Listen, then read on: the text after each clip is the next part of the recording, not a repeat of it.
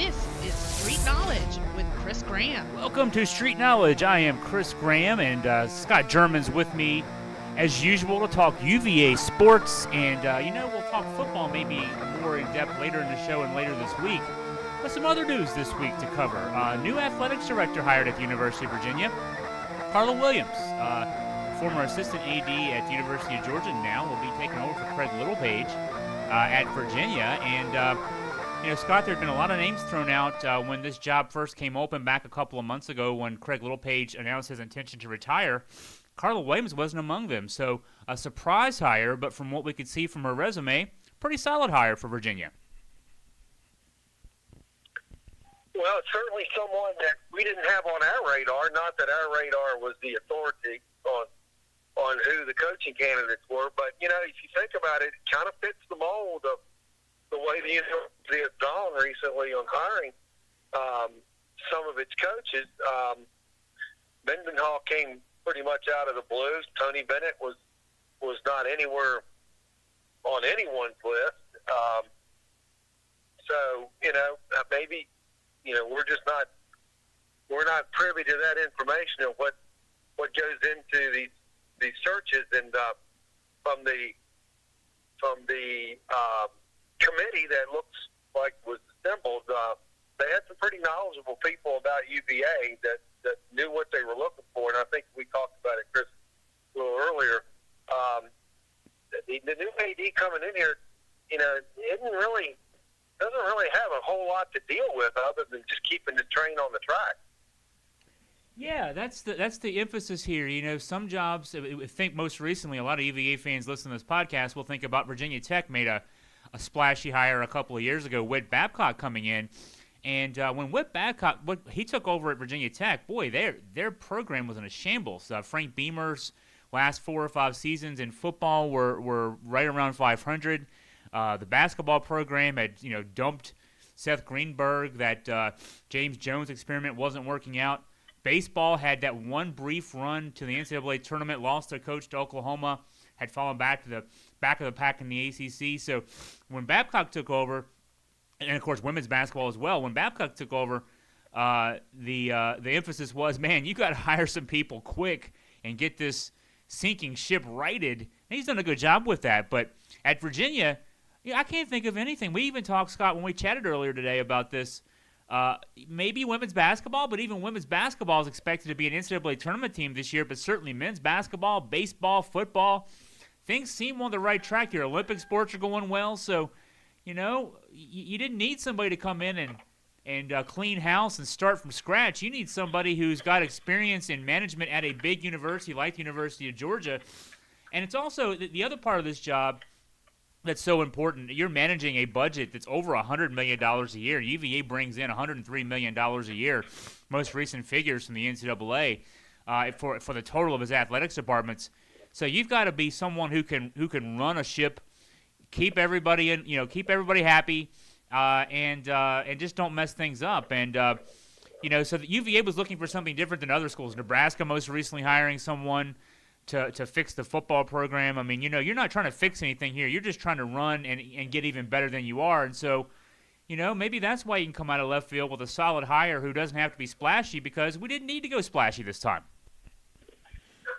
No, they didn't. Pretty much things are in place. Basketball program, top 10 caliber team. Football, well, maybe not so, but aside from last Saturday's hiccup, football team appears to be in capable hands. I'm not so sure how much attention women's basketball is ever going to get at UVA. But you're right. The job that Carla Williams is going to be asked to do is just keep things running smoothly.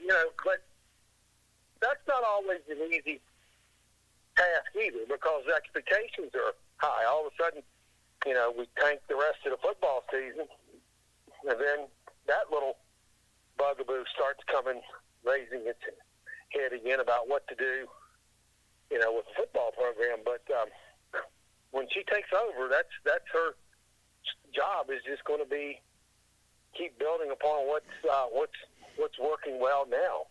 And her resume includes time at Georgia, but also at Vanderbilt.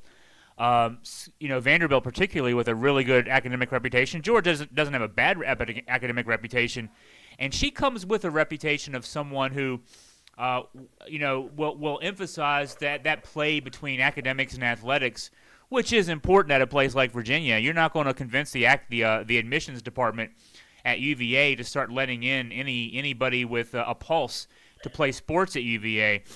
You're still going to have those stringent academic requirements. And so, you've got the coaches in place who know how to deal with that. Brian O'Connor's been doing it for 14 years. This is Tony Bennett's 9th season. Bronco Mendenhall comes from a place at BYU before, now in his second year at Virginia, where, he had a tough time recruiting with some academic restrictions as well. And so, she knows how to get that job done in a tough environment. She's got experience at a big school, too, like Georgia. Let's face it, Georgia's an SEC school. SEC schools, that's where the big time is. Everybody in the SEC, UVA is second in the ACC in annual revenues, but everybody in the SEC, aside from Vanderbilt, brings in more money annually than UVA. So she's got experience with big budgets at a big-time state school. And those are important qualifications. It's not just hiring the coaches. You're not the GM of a football team here. You're not worrying about personnel and that kind of thing. Again, you're running a department, and it's a huge business, $100 million plus a year business. You got to get the right person to run that knows how to dot the I's and cross the T's. Exactly, and you talked about UVA being second in the ACC in revenue, and being among, if they were in the SEC, being among the conference's lowest. The obvious difference there is those SEC teams play big boy football. Most of them playing 80,000, 90,000 seat facilities. They bring in a ton of money. So that probably, if she is going to have a priority, a number one priority, it's not going to initially. I don't think it'll be the coaching, because I think the coaching situation currently is in decent shape. But the football, she's going to be asked to make that football, which should be the cash cow of the university right now, would be hard to even consider it the cash calf of the university, no pun intended there. But you have 20,000 plus. That's generously speaking. Saturday there was every bit of 30,000 empty seats there. They were fudging that attendance big time. 30,000 empty seats. We've done the math, and it ain't pretty. You're leaving a lot of money on the table, a lot. And I think that's going to be her number one priority. Now, we talked about winning football games fixes that, but there are other things I feel personally, and we have a little difference in agreement there, that you can do with game day experiences and just making the overall atmosphere before the game, during the game, halftime, a little more upbeat. Saturday felt like I was at a funeral. The crowd attendance had a lot to do with that, but it just seemed like everybody was just in the doldrums. So, in my opinion, one of her top priorities is going to be figuring out a way to get these seats filled. And winning will certainly correct a lot of that, but there are other things that can be done as well, because, you put a good experience there, overall experience, and not just tied to winning, but just the game day experience, and I think you'll see a big jump in attendance. Yeah, and that, where we differ on that is, my background in marketing tells me you got to get the butts in the seats before you can please them while they're there. And a lot of folks left UVA football, particularly, at the end of the Al Groh era, the program was starting to suffer. 2008, 2009, those last 2 years under Groh, Virginia has losing seasons. But they picked that weird time to redo the seat arrangements. People who'd had their season tickets in certain spots for 30 years or more were suddenly told they had to donate more money to be able to keep their seats. A lot of folks left in anger at that stage. One, you're telling me I've been loyal for 30 years. Now you're telling me I've got to pay more money to remain loyal in your eyes, and you're putting a losing product on the field. So there's two things happening there, and we haven't put a consistent winning product back on the field since 9 losing seasons in 11 years. And so, a lot of folks don't even know what the game day experience is like because they haven't been back in a long time. Winning cures all ills, and it's not short term. You saw it last week. I wasn't at the game, but you have a 4-game winning streak, a team with a 5-1 record, 2-0 in the ACC. You still have 20 to 30,000 empty seats. It's going to take some time. It's the same fan base that fills up JPJ. We're going to be playing in 2 weeks from Friday night, season opener, UNC Greensboro. Not the most attractive matchup. Guarantee you there are going to be 15,600 people there watching that basketball game because UVA basketball wins. It's a fun game day experience, but it's a lot more fun when you win. You can put all the bells and whistles you want around a losing program, but if it's a fun day except your team loses, it's still, at the end of the day, you lost. And the football is going to start winning. We can see the beginnings of that, but even the winning itself is not going to solve it. You're going to have to go out there, apologize a bit to those alums. And I think, Scott, you made a point, too, when we chatted about this earlier. Maybe don't put so much effort on those people from 10 years ago who are still PO'd at UVA Sports for what they did to them with those seat reconfiguration. Maybe go out and find those new UVA fans. Maybe do some things like $10 tickets for some games, cheap season tickets, some freebies, buy one, get one free, whatever you got to do to get people in the seats. Then they can have fun. Then they'll want to come back. And they also see some winning football. So I think there's a lot of things, and I think certainly I agree. We don't need to build anything else. Scott Stadium is about as nice as it can be. JPJ is certainly one of the best arenas in all of college sports. Next year when we see Davenport Field, the baseball team's going to be playing in a palace equivalent to a AA stadium. Klockner, the facilities are across the board are top of the nation. The coaching staffs are pretty solid as well. But you still if there's anything to fix, it's definitely the attendance in football because that's what drives everything else. You get 60,000 people out 6 or 7 Saturdays. That's what funds the rest of your program, and we're struggling because we don't do that.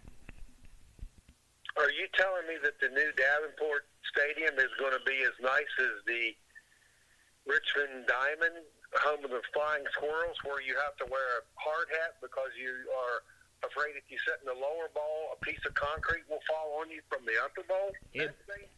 It might almost be as good as that, yeah. Wow, I can't wait.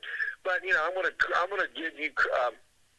This is going to kind of give you some. I'm giving you credit for your theory about your marketing. About it really doesn't matter how well you market, how poor you market, how you market, but product on the field.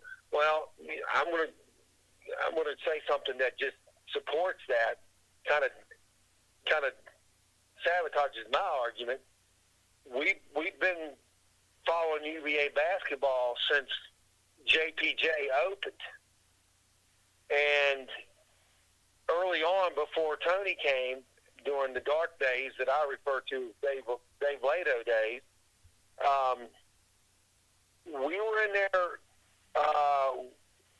in that palace with games against Liberty and VMI that it was half full. Yeah. And the only time you filled it was when you played Duke or North Carolina, and you had about 25 to 30% Duke and North Carolina fans in the building. Yeah.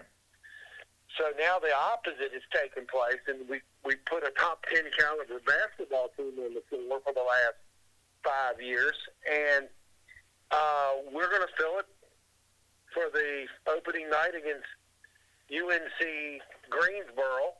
And when Duke and Carolina roll into our building, they're only going to be a spattering of Duke and Carolina fans. So that just kind of gives a lot of credit to your argument, is that, hey, even JPJ is not going to fill it up when you've got a bad team on the field.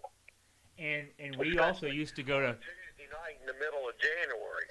And you and I used to go to games at Davenport back in the early 90s. I was a student, and you would be traveling across the state on your job and stop at UVA games. When that terrible baseball team of the 1990s played there might be 20 people at games. But now, on a Friday afternoon in February, when it's 25 degrees outside, that place has 3,000 people drinking coffee, watching baseball. So UVA fans will watch their team play games. But they're not unlike anyone else out there. They don't want to watch their team lose a lot. So yeah, that's the winnings will start curing some things. But definitely, I think that there's an extra burden there, and that's the one legacy of Craig Littlepage. Let's give him we give him credit for a lot of things. He some good coaching hires under his regime, but that disaster with that seat reconfiguration, and also the not figuring out the football situation 2 or 3 different times during his last decade as the AD, has left us that legacy. That's the job. The job number 1 for Carla Williams is definitely going to be getting football financially solvent. The winning and losing on the field, that's Bronco Mendenhall's job, but the athletics department's job is to make the bottom line work, and that's definitely going to be a focal point of hers for years to come. Virginia UVA sports is not a whole lot. The marketing behind it, the weather, the determining factor in whether they draw well or don't draw well is just similar to just about 99% of every other sports market in the country. We talked about this off the air.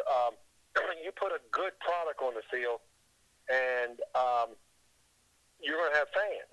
Only in a few certain areas of the country does it really not matter whether you've got a good team or a bad team. It's the arena, the atmosphere. When we left one off, I'll mention.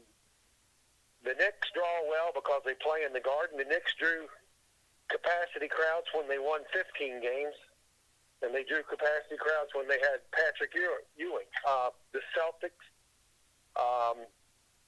the Red Sox, the Cubs, the other sports team we didn't talk about, the Lakers in L.A. filled up the Staples Center regardless whether Magic Johnson was playing or Davy Johnson. It didn't matter. But most other markets, most other cities, and around here, the Nationals suck. You're not going to find anybody going to the game. If the Orioles, and I know this for a fact, the last month of the season when they had just fell in the tank, they were lucky to draw 12,000 fans a night. So winning cures everything, and it's the same at UVA. You put a good product on the field or on the court, and you're going to draw fans. And I think that's her objective right now is just to make sure that trend continues.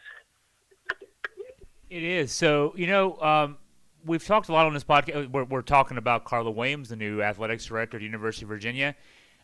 We haven't talked about the football team this week a lot. In fact, I think we'll save that for a follow-up podcast this week, Scott, because that's a whole other story right now, and that's not a positive story. I mean, it's one game, and you gotta relax a little bit there. We did talk about the low attendance for Saturday, and that was disappointing, but it is what it is. But yeah, the big news of the week: Carla Williams, the new athletics director at UVA. So Scott and I will get back together tomorrow, and we'll talk football. We'll talk about the loss to BC, the game with Pitt coming up. Still, one loss, and a lot of people jumping off the bandwagon. We gotta maybe refuel, put a couple new tires on, and get folks fat and happy about the fact that this team's still 5-2. They didn't take a couple of those wins away because they played so bad against BC, but that was a dispiriting loss. And so, if you've asked either of us and 10,000 other UVA fans before the season started, would you be happy after 7 games if the team's record was 5-2? Then you'd find 10,000 people saying no. We would be ecstatic. So it's not that they're unhappy because we're 5-2.